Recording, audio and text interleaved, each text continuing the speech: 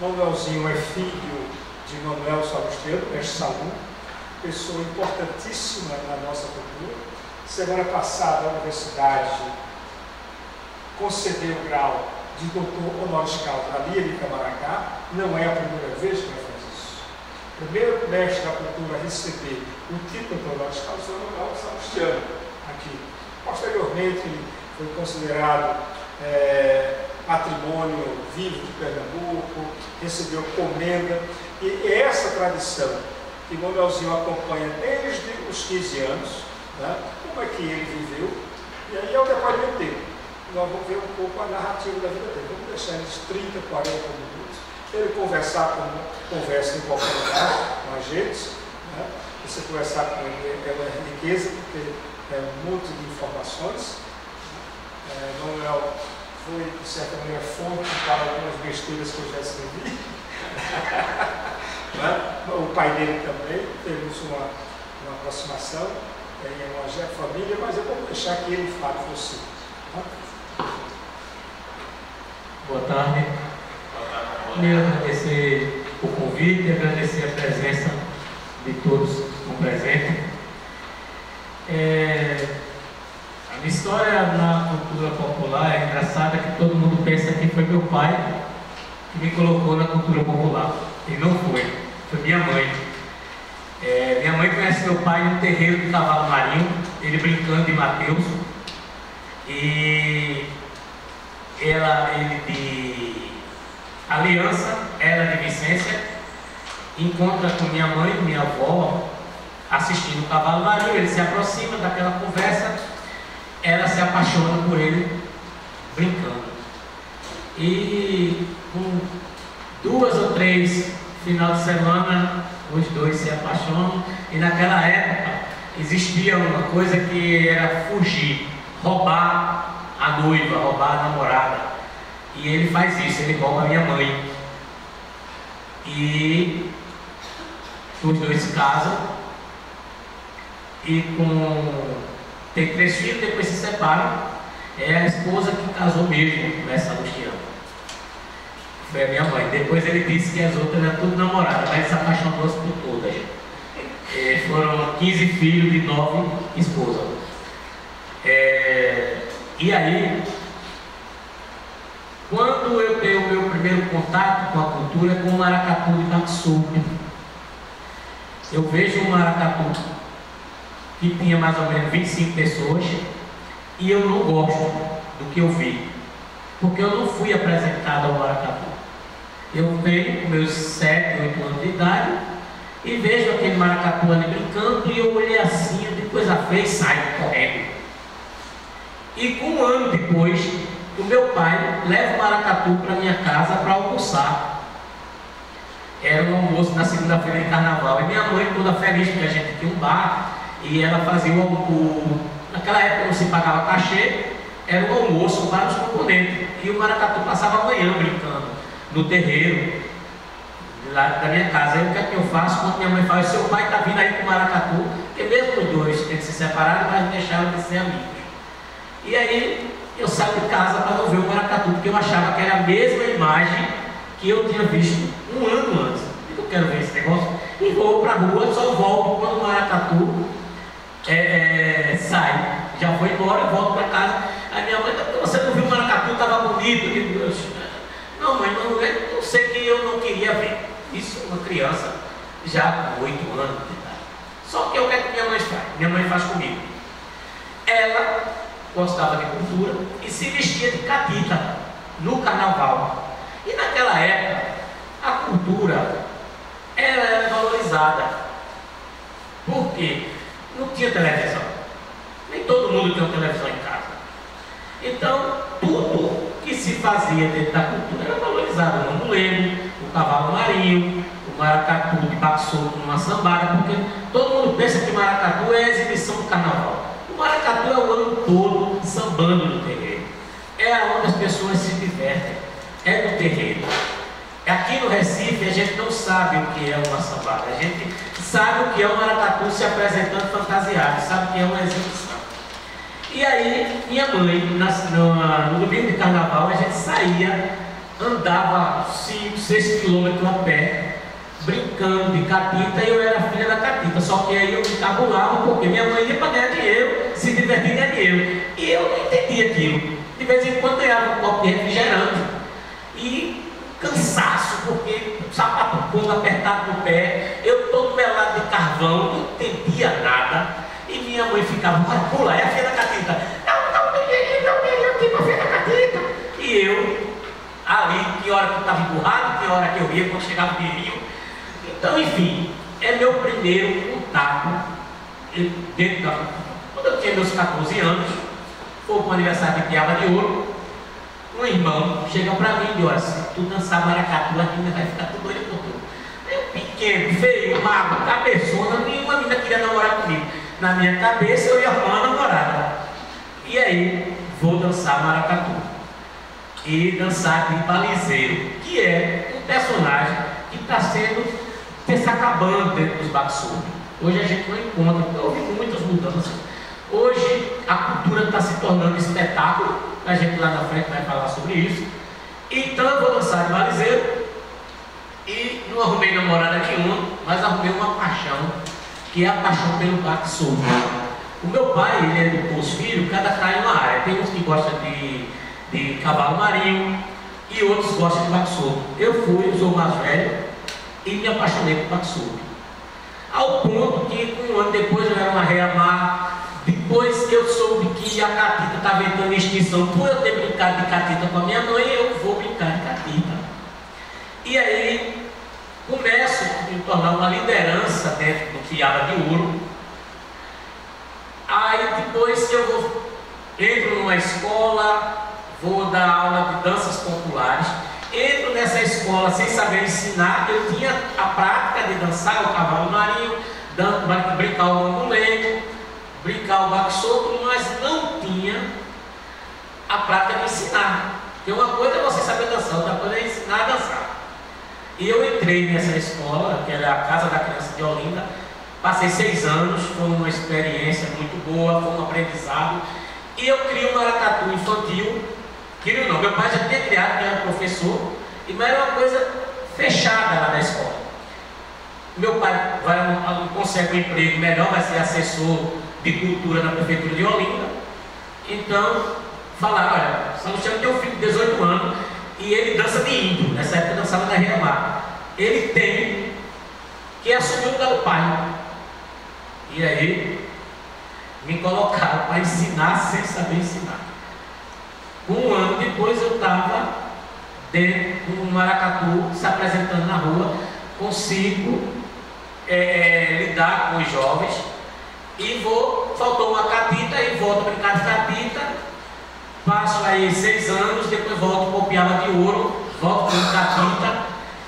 E por que catita? Catita é um personagem muito importante dentro do baixo, porque era quem alimentava os grupos de maracatus.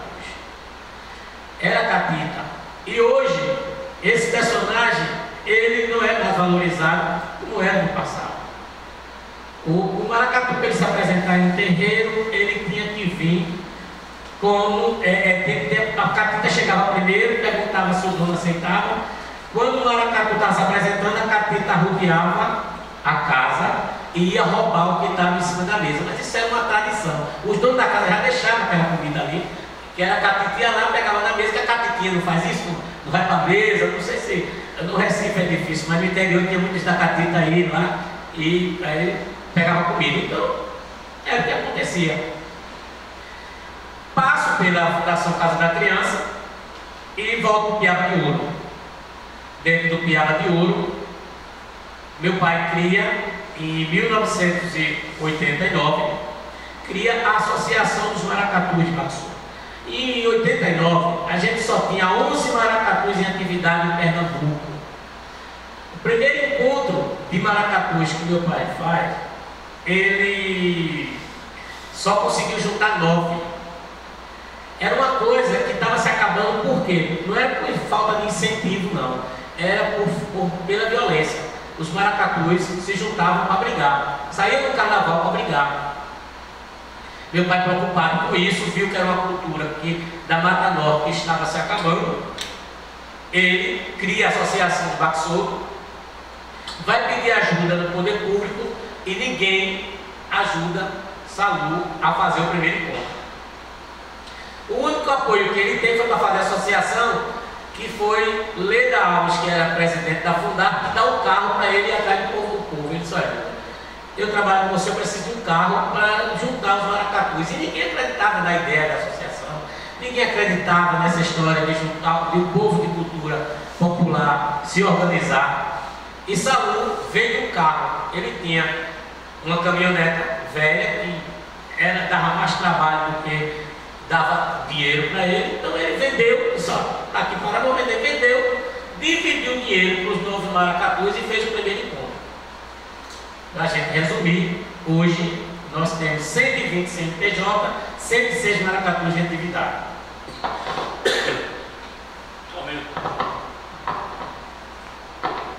Estou um pouco gripado aí, tem hora que o negócio fica sério.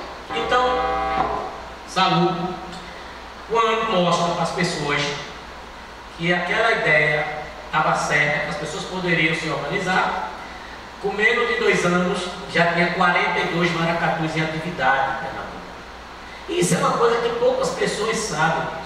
Hoje, em todo lugar que a gente passa, tem um outdoor com caboclo de lança.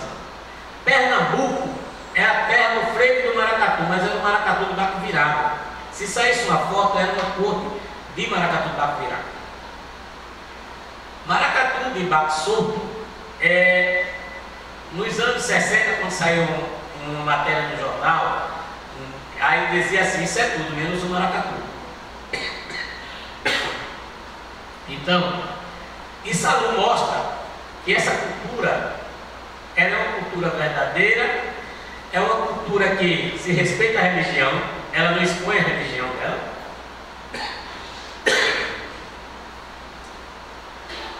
Eu consegui melhorar hoje. E ele mostra, ele respeita a religião e é o povo simples que faz. É aquele povo cortador de cana que tira da própria feira para fazer a sua fantasia. E até hoje assim, não mudou. Hoje a gente é famoso pelos outdoor, famoso pelos comerciais do poder público, mas ainda falta muito para se preservar essa cultura. E essa cultura está preservada por causa da ideia de um homem que acreditou no que ninguém acreditava, Mestre Salustiano. Tá sério. Então, e aí, ele, com 3 anos que ele funda a associação, Salustiano sofre um problema grave, descobre que tem mal de Chagas, vai botar um marca-passo e vai ser evangélico. E o que é que acontece? Salustiano disse: eu não quero mais saber de cultura, porque isso não é coisa de Deus. Imagine Mestre Salustiano numa situação dessa. E Salustiano não vai mais para a associação. Aí sobra para quem? Filho mais velho. Eu brincando de catita no centro do Recife, arrumei uma confusão porque não queriam deixar os maracatus desfilar. Os outros donos de maracatu viram e disseram: tem um filho Mané Salu, que era assim que ele era tratado pelos amigos, que o camarada sabe defender a gente, e é ele que tem que assumir a associação. Ó, eu nem sonhava de passar ali no meio de pessoas mais velhas. Hoje tem jovem assumindo maracatu, mas naquela época era só senhores de 60 anos, do mais novo tinha 50. Imagina um camarada com 25 anos chegar num lugar desse. E terminou eu chegando na associação, continuando o trabalho do meu pai dizendo: não vá não, você vai morrer igual a mim, viu? Vai ter problema de coração.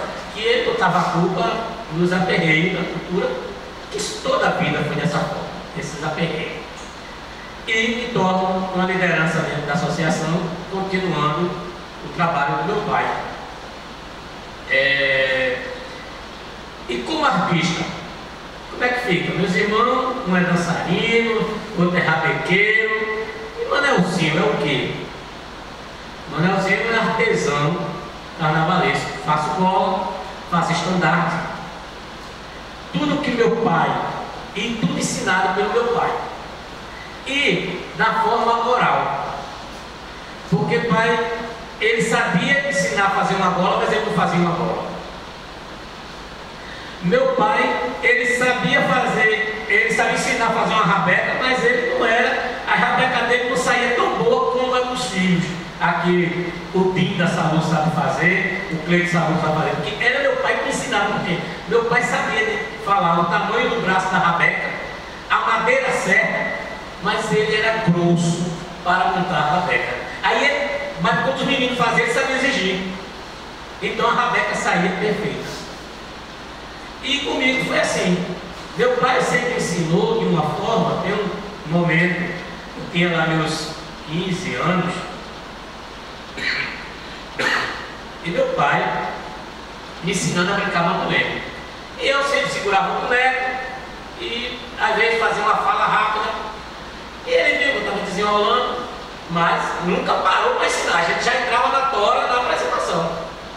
Um certo dia, ele tinha um caminhão e fazia transporte do pessoal da quadrilha de São João e se carregava o povo no caminhão, uma quadrilha matuta lá, junina. Aí ele está levando o pessoal e disse: Manuelzinho, vai começando o mamuleiro que eu estou chegando. Aí meu avô na rabeca estava lá, a gente comecei a brincar. E aí tem um personagem Benedito, isso é uma coisa que eu gosto de falar em todo lugar, e às vezes as pessoas não valorizam os mestres do terreiro, não escutam e não respeitam o que eles falam.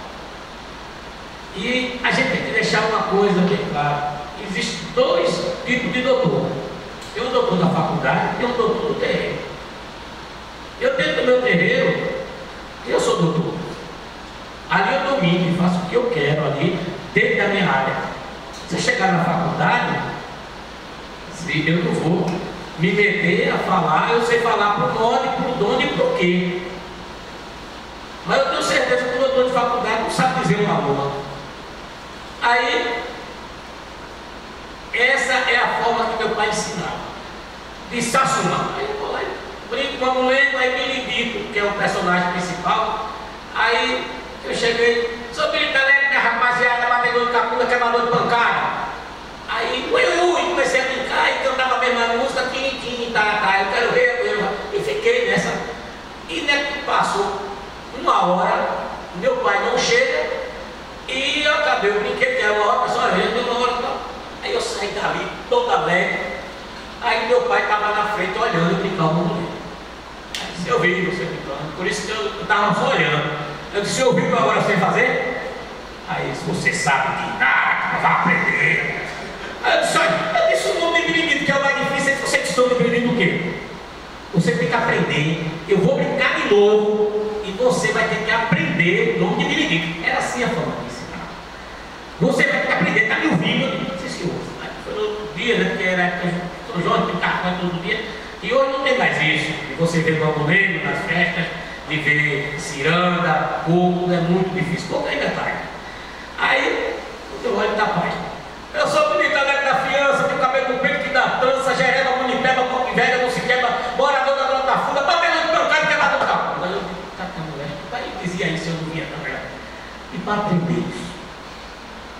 E você aprender, e o cara não sentava ao lado e dizia: calma, sou Benedito Alegre da Fiança, tenho cabelo comprido que dá. Não, era dessa forma rápida que ele ensinava, e ele brincou, desaprendeu.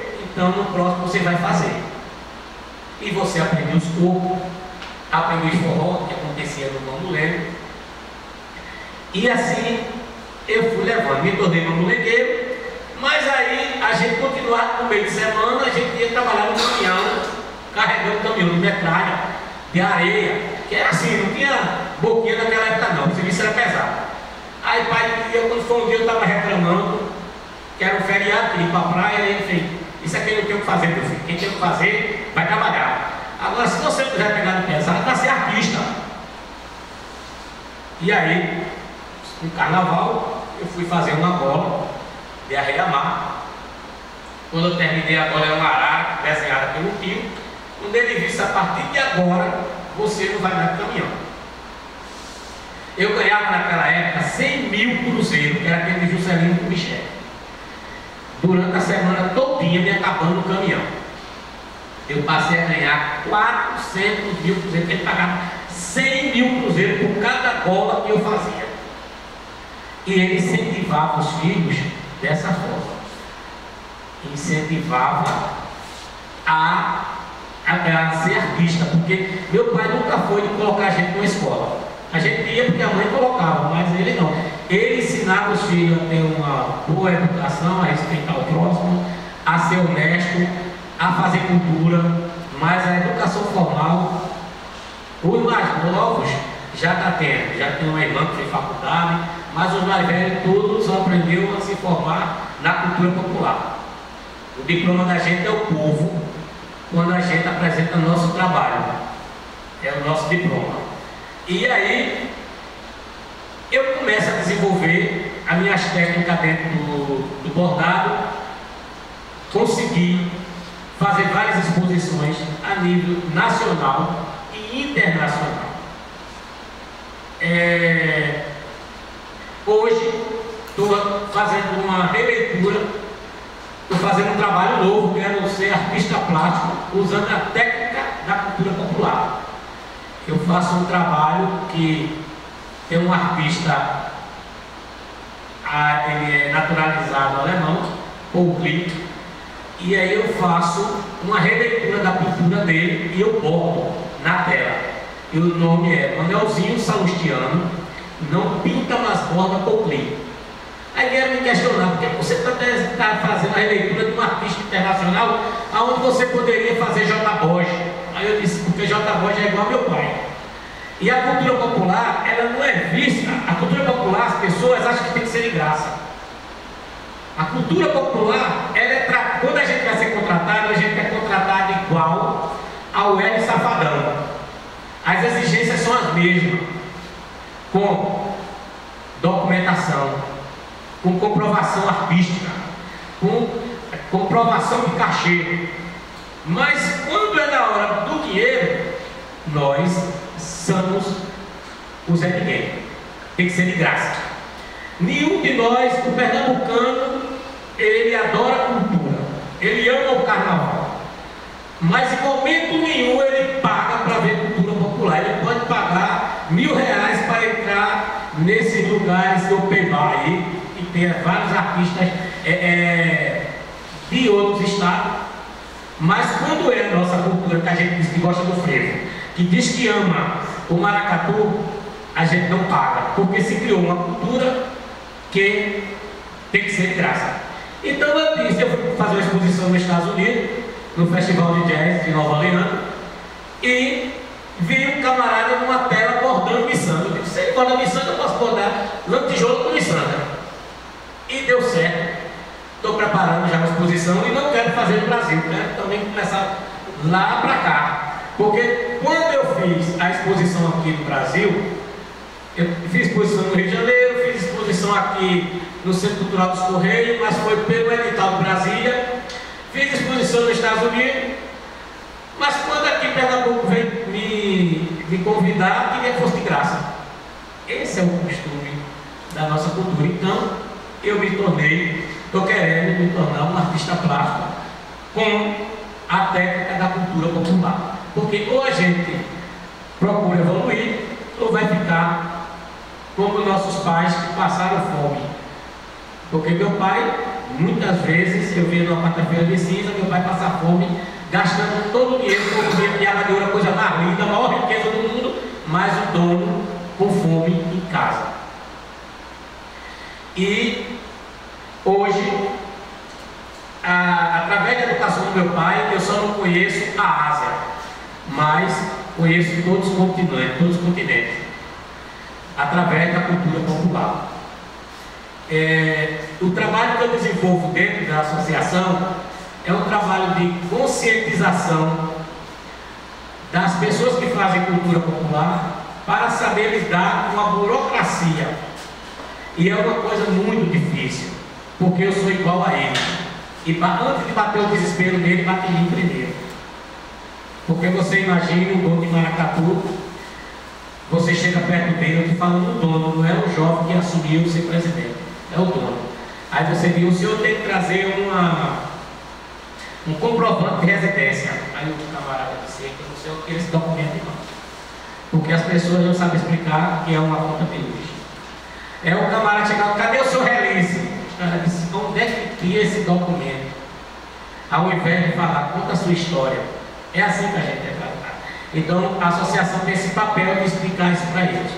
Imagine que a gente saiu de um maracatu de seu Mané, o maracatu de seu Antônio, e se tornou maracatu, piaba de ouro, leão coroado, porque ele se torna um CNPJ e tem que ter uma identidade, tem que ter um nome de registro àquela entidade, que se torna uma empresa. Quando você pensa que você está evoluindo, você está atrapalhando a sua vida. Como é que uma pessoa analfabeta, que só sabe criar as fantasias, mobilizar o povo para fazer o seu brinquedo, ir para a rua do carnaval, e essa pessoa entender de um CNPJ? E isso, o camarada ser empresário de um brinquedo que ele se diverte. Então o trabalho que eu faço na associação, que aí meu pai não sabia que ia dessa bronca lá na frente. Porque quando meu pai cria a associação, era para unir. Ele queria unir os maracatuzeiros para que aquela cultura não se acabasse. E aí se torna uma bola de neve, porque ele consegue fazer que as pessoas voltem a brincar. Hoje, Maracatu, numa sambada, a semana dessa, tem uma sambada de 2 jovens, antes do Guilherme, e estava lá mais de 2.000 pessoas para assistir. Maracatu era coisa de bebo que ia 50 no máximo, 50 pessoas.